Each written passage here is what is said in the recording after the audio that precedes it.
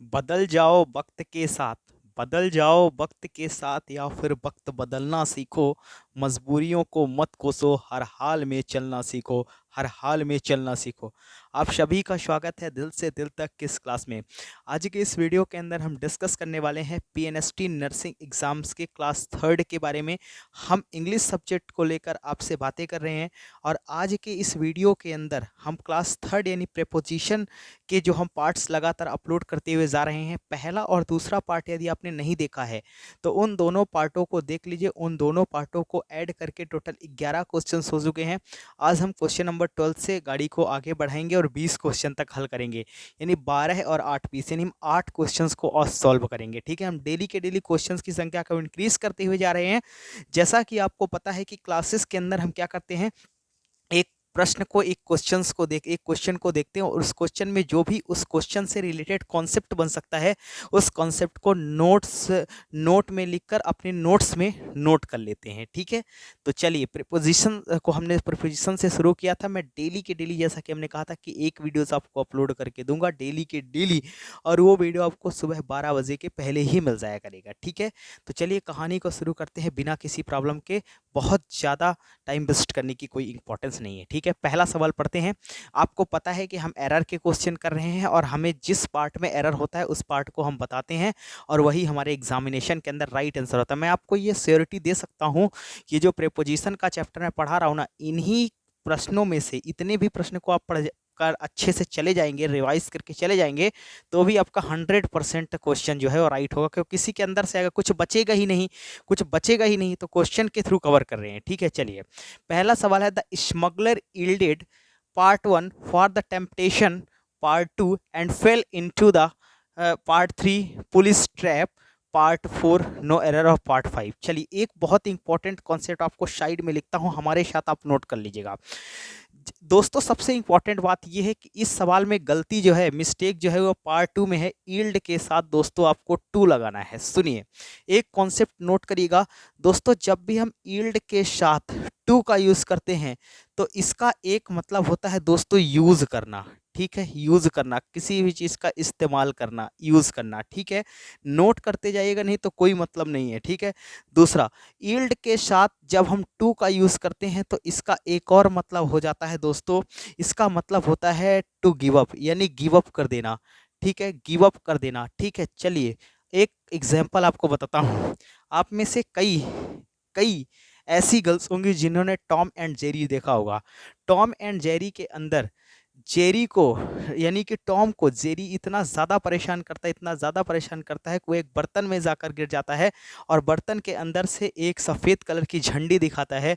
इसका मतलब उसने ये कहा कि अब हमने क्या कर दिया है, गिव अप कर दिया है, अब हमने हार मान ली है। ठीक है, तो ईल्ड के साथ 2 आएगा, इसका एक मतलब हुआ गिव अप करना, त्याग देना, हार मान लेना, और एक मतलब है ईल्ड टू का यूज करना, इस्तेमाल करना। ठीक है, ईल्ड टू, किसान क्या करते हैं, खेतों में फसलों को ईल्ड टू करते हैं। ठीक है, तो यहाँ पर इस सवाल में पार्ट 2 में मिस्टेक थी, यानी बी पार्ट में मिस्टेक थी, तो पहले का आंसर होगा ईल्ड। ईल्डेड लिखा, ये फॉर्म चेंज किया है इसने, बस ईल्ड लिखे, ईल्डेड लिखे, बात एक ही है।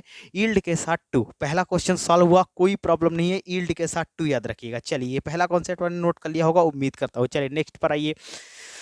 नेक्स्ट सवाल है, sorry part A, I can not drink part 2, this tea part 3, there is too many sugar in it part 4 no error part 5। बहुत अच्छा सवाल है दोस्तों।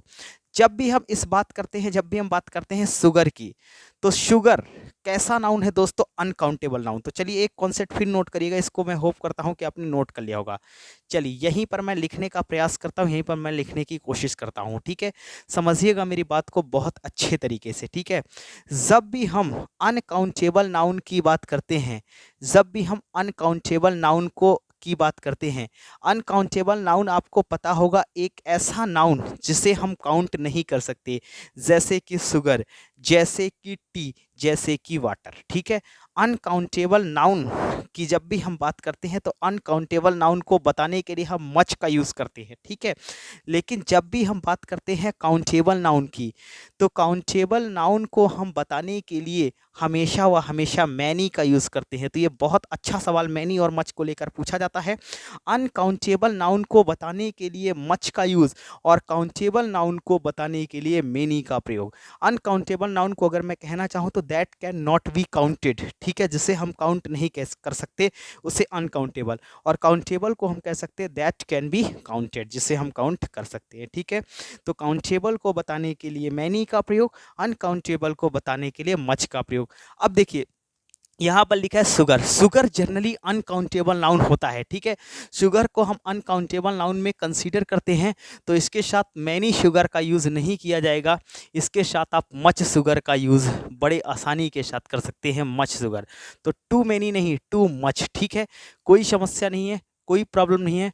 उम्मीद करता हूँ चीज़ें आपको ये समझ में आ गई होंगी। इसमें यानी कि इसमें 1, 2, 3 एंड 4 फोर्थ पार्ट में इसमें गलती थी, ठीक है। नेक्स्ट सवाल पर आइए। ड्यूरिंग द फाइनल मिनट्स, इसको माइन्यूट भी कहते हैं दोस्तों, लेकिन यहाँ पर इसको मिनट्स पढ़ेंगे, ठीक है। During the final minutes of his speech the speaker part 1 requested to the audience part 2 to hold part 3 it's applause, applause यानी प्रशंसा करना, टू प्रेज, ठीक है। फोर्थ, ये पार्ट फोर्थ हुआ and no error part fifth. अब यहाँ पर एक कॉन्सेप्ट मैं आपको बता देता हूँ दोस्तों, कुछ ऐसी वर्ब होती हैं जिनके साथ आपको प्रेपो लगाने की जरूरत नहीं है, ठीक है। चलिए पहला यहाँ पर यहीं पर लिखता हूँ, नेक्स्ट क्वेश्चन नंबर 3 लिखकर तीसरा कॉन्सेप्ट नोट करिएगा, ठीक है। जब भी हम बात करते हैं रिक्वेस्ट की, जब भी हम बात करते हैं रिक्वेस्ट की, जब भी हम बात करते हैं ऑर्डर की, जब भी हम बात करते हैं एडवाइस की, रिक्वेस्ट, ऑर्डर और एडवाइस, जब भी हम इनकी बात करते हैं तो इनके साथ हम कभी भी टू प्रेपोजिशन या किसी भी प्रेपोजिशन का यूज़ नहीं करते। रिक्वेस्टेड टू कई बार कहा जाता है, रिक्वेस्टेड टू, ठीक है। रिक्वेस्ट के साथ सवाल में टू लगाकर देता है, लेकिन ये अक्सर रॉन्ग माना जाता है। तो रिक्वेस्ट के साथ कोई प्रेपोजिशन नहीं, तो यहाँ पर टू गलत हो गया, यानी कि ये पार्ट 1 और पार्ट टू में गलती थी। यहाँ पर आपको टू नहीं लगाना है। रिक्वेस्ट के साथ, ऑर्डर के साथ, एडवाइस के साथ टू का यूज़ नहीं किया जाता। एक और अच्छी बात बता देता हूँ दोस्तों, ये शब्द एक हमने लिखा एडवाइस और फिर हमने लिखा एडवाइस। देखिए ऐसे वर्ड जिनके जिनका जिनका उच्चारण, जिनका प्रोनाउंसिएशन क्या होता है, सेम होता है, उन्हें होमोफोनस वर्ड कहा जाता है। होमो यानी सेम, सिमिलर और फोन मीन्स साउंड, ठीक है। तो सिमिलर साउंडिंग वर्ड क्या कहलाते हैं, होमोफोनस कहलाते हैं। दोस्तों इस एडवाइस और इस एडवाइस में अंतर है। जहां पर ISC लिखा है दोस्तों ये वर्ब है, इसका मतलब होता है एडवाइस, सलाह देना। लेकिन जहां पर ICE लिखा है ये नाउन है, यानी कि जिस किसी वर्ड के लास्ट में ICE जुड़ जाता है वो नाउन बन जाता है, और जिस किसी शब्द के लास्ट में ISC जुड़ता है वो वर्ब बनता है। तो इस सेकंड वाला एडवाइस नाउन है ICE वाला, और इसका मतलब होता है दोस्तों सलाह है, सलाह है, ठीक है। और पहले वाले का मतलब होता है सलाह देना। तो तीसरा सवाल भी हमने हल कर लिया, यानी क्वेश्चन नंबर 15 यानी क्वेश्चन नंबर 14 हमने हल किया है, अगर हम तीनों वीडियो को ऐड करें तो।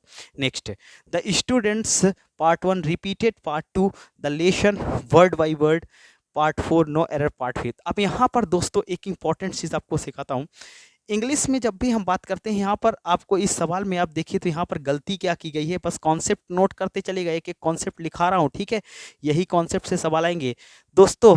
ना तो इंग्लिश में वर्ड टू वर्ड सही है, ना तो इंग्लिश में वर्ड टू वर्ड सही है, और ना ही दोस्तों वर्ड वाई वर्ड सही है। ये दोनों ही क्या है, एब्सोल्युटली रॉन्ग है। तो सही क्या है, सही होता है word for word, word for word, word for word. तो यहाँ पर वाई नहीं, for word for word, word for word is a correct correct शब्द, ठीक है। यहाँ पर वर्ड फॉर वर्ड होता है, यानी कि 1, 2, 3 एंड फोर्थ पार्ट में गलती थी, ठीक है। वर्ड फॉरवर्ड लिखेंगे आप, ठीक है, वर्ड फॉरवर्ड, ठीक है। चलिए कोई समस्या नहीं, उम्मीद करता हूँ यहाँ तक चीज़ें क्लियर होंगी, ठीक है। नेक्स्ट चलते हैं। अब नेक्स्ट चलते हैं, the widely publicised detergent is not much different than the one which I have been using, no error और पार्ट 5। दोस्तों एक इंपॉर्टेंट बात आपको सिखाता हूँ, आपको हमेशा यहीं पर आप लिख लीजिएगा, ये आपने लिख लिया होगा, ठीक है, वर्ड फॉर वर्ड लिखिएगा। चलिए तो लिखिए यहाँ पर डिफरेंट के साथ, बहुत अच्छा सवाल है ये, कई बार एसएससी के एग्जाम में भी आया है। डिफरेंट के साथ आपको फ्रॉम प्रेपोजिशन का यूज़ करना है। तो यहाँ पर डिफरेंट के साथ देन लगा है तो डिफरेंट के साथ फ्रॉम लगा लीजिए। तो यहाँ पर ये क्या हो गया, ये पार्ट 1 हुआ, पार्ट 2, पार्ट 3 में मिस्टेक थी, लिख लीजिए इसको अलग से। डिफरेंट के साथ एक फिक्स प्रेपोजिशन फ्रॉम का यूज किया जाता है। तो डिफरेंट के साथ आपको कौन सा प्रेपोजिशन लगाना है, फ्रॉम लगाना है। उम्मीद करता हूं बहुत अच्छी क्लासेस आपको लग रही होगी, ठीक है। नेक्स्ट सवाल, the principal part 1 forbid part 2 us not to use part 3 the entire central hall. Entire का मतलब होता है दोस्तों कंप्लीट, पूरा। Central hall part 4 no error. अब यहाँ पर ये सवाल अच्छा है दोस्तों, एक शब्द यहाँ पर लिखा है फॉरबिड। अब देखिए फॉरबिड जो है, फॉरबिड ये बना है फॉरबिड से, फॉरबिड से फॉरबिड फॉरबिडन, ठीक है, फॉरबिडन। तो दोस्तों ये फॉरबिड जो है ना, इसका मतलब होता है मना करना। तो ये फॉरबिड का मतलब क्या होता है, मना करना, ठीक है। अब इसमें क्या लिखा है, पहले से ही निगेटिव शब्द छुपा है, फॉरबिड मतलब मना करना। तो जब इसमें पहले से ही निगेटिव छुपा है तो इसके साथ नॉट लगाने की कोई ज़रूरत नहीं है। यानी कि इस सवाल में पार्ट 1, पार्ट 2, पार्ट 3 में गलती थी। फॉरबिड के साथ लिख लीजिए, अलग से लिख लीजिए, फॉरबिड के साथ नॉट का यूज़ इंग्लिश में नहीं किया जाता। एक और बात जान लीजिएगा, अनलेस के साथ भी नॉट का यूज़ नहीं किया जाता, क्योंकि अनलेस पहले से ही निगेटिव है। और अनटिल के साथ भी नॉट का यूज़ नहीं किया जाता, ठीक है। ये दो अलग से कॉन्सेप्ट लिख लीजिएगा। इस पर आधारित सवाल भी पेपर में आते रहते हैं, लेकिन ये कंजंक्शन का सवाल है, ठीक है। नेक्स्ट पर आइए, the Brutus who was his trusted friend part 1 had attacked on him part two फिर लिखा है caused hard break to Julius Caesar, ठीक है। पार्ट 3 नो एरर पार्ट 4, ठीक है। अब देखिए अटैक, अटैक के साथ आपको ऑन प्रेपोजिशन नहीं लगाना है किसी भी कीमत में। India attacked China, India attacked on China नहीं, पढ़ने में जरूर सही लगता है लेकिन अच्छा, इसीलिए तो बोल रहा हूँ ये बहुत अच्छे लेवल के सवाल है। ये पेपर में आते रहते, अक्सर आते रहते, बहुत ज़बरदस्त लेवल के सवाल है। इसी तरह के सवाल तो बनते हैं जो पढ़ने में सही लगे लेकिन हो एक्चुअली के अंदर वो रॉन्ग। तो अटैक के साथ ऑन प्रेपोजिशन मत लगाइएगा, रॉन्ग माना जाता है। तो इसमें आपने देखा पार्ट 2 में मिस्टेक हो गई, ठीक है। Next, Rana Pratap was blind with one eye. बहुत बढ़िया सवाल। चलिए इस सवाल को मैं थोड़ा सा अच्छे से लिखाना चाहूँगा, इस पर आधारित कॉन्सेप्ट आपके पेपर में आता रहता है। इसको मैं हटाता हूँ, इसको तो लिख ही लिया है, ठीक है। चलिए लिखिए, ब्लाइंड के साथ 3 प्रेपोजिशन आता है, ब्लाइंड इन, ब्लाइंड विथ। ये नोट कर लीजिएगा, इस कॉन्सेप्ट से प्रश्न आया है, ब्लाइंड इन, ब्लाइंड विथ और ब्लाइंड टू, ब्लाइंड टू, ठीक है। किसी भी व्यक्ति की गलती को नज़रअंदाज करना, गलती को नज़रअंदाज करना, देखना गलती फिर भी उसको क्या करना, उसको आइडेंटिफाई ना करना, नज़रअंदाज कर देना, तो ब्लाइंड के साथ टू। अगर किसी की गलती को नज़रअंदाज कर दिया जाए तो ब्लाइंड के साथ टू आता है, ठीक है।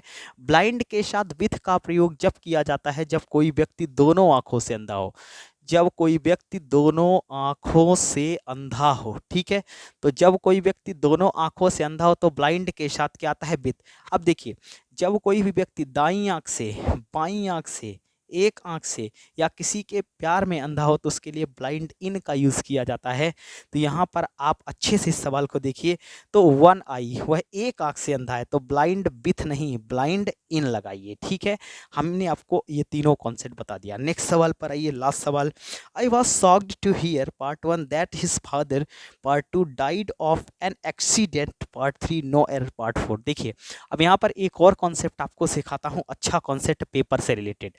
जब भी हम एक इंपॉर्टेंट वर्ब की बात करते हैं दोस्तों, डाई, तो डाई के साथ, जब भी हम डाई के साथ, डाई की बात करते हैं तो डाई के साथ ऑफ का यूज़ किया जाता है। डाई प्रेपोजिशन, डाई वर्ब के साथ फ्रॉम का यूज़ किया जाता है और डाई वर्ब के साथ इन का यूज़ भी किया जाता है और इसके साथ फॉर का यूज़ भी किया जाता है। डाई के साथ इतने प्रेपोजिशन, चलिए मैं सबको एक बारी बारी से बता देता हूँ। डाई के साथ इन कब आएगा, फॉर कब आएगा, फ्रॉम कब आएगा, ऑफ कब आएगा, ठीक है। तो जब भी हम इस डाई की बात करते हैं ना, तो डाई के साथ इन तब आता है जब किसी पर्सन की मौत किसी एक्सीडेंट में हो जाए तो डाई के साथ इन आता है। डाई के साथ फॉर किसी के विश्वास के लिए या फिर कंट्री के लिए मरना डाई के साथ फॉर आता है। ठीक है, डाई के साथ ऑफ कब आता है? जब किसी पर्सन की मौत किसी डिसीज यानी किसी बीमारी से हो जाए तो डाई के साथ ऑफ लगाइएगा। ठीक है, लेकिन जब किसी पर्सन की मौत का रीज़न बीमारी ना हो तो डाई के साथ क्या लगेगा? फ्राम लगेगा। ठीक है, लेकिन इस कंडीशन के लिए, एक्सीडेंट के लिए विश्वास या कंट्री के लिए मरना, कंट्री के लिए जाएगा तो फॉर और एक्सीडेंट के लिए जाएगा तो इन। तो यहाँ पर देखिए क्या लिखा है? एक्सीडेंट्स। ठीक है, दुर्घटना, तो डाई ऑफ नहीं होगा, डाई इन होगा। यानी इस सवाल में 1 2 3 तीसरे पार्ट में मिस्टेक थी। आज हमने 8 सवाल हल किए और 8 सवाल से कम 10 से 15 कॉन्सेप्ट सीखे हैं। ठीक है, होप करता हूँ ये वीडियोस आपको अच्छे लग रहे हों। अगर अच्छे लग रहे हो तो चैनल को करिए सब्सक्राइब और इस वीडियो को करिए मैक्सिमम लोगों तक शेयर और एक लाइक और कमेंट डेफिनेटली कर दीजिएगा, ताकि आप आगे चलकर इसी तरह के अच्छे वीडियोस पा सके। हमने ये तय कर लिया है, ये निश्चित कर लिया है कि प्रतिदिन आपको वीडियोस मिलेंगे। बस प्रीपोजिशन के 2 पार्ट और आएंगे, 20-22 क्वेश्चन और आएंगे प्रीपोजिशन के। ठीक है, तो मिलेंगे आपसे नेक्स्ट वीडियो में। तब तक के लिए अपना ख्याल रखिएगा। जय हिंद।